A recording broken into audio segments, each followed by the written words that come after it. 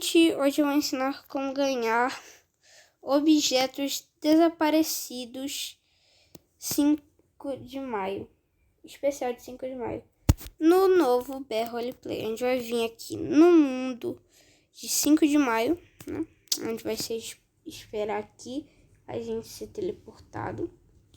A gente vai ser teleportado numa play chamada Objetos Desaparecidos. A gente vai vir aqui na loja de tacos. Vai vir aqui e vai clicar nessas maracas. Desculpe se eu estiver falando errado. Vai vir aqui atrás da loja de tacos e vai vir na roupa 5 de 100.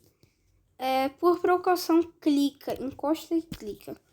Aí vamos lá, né? Estamos vendo o chapéu aqui, o último item. A gente vai ter que subir no chapéu. Subir no cacto, quer dizer. E vai abrir uma passagem aqui.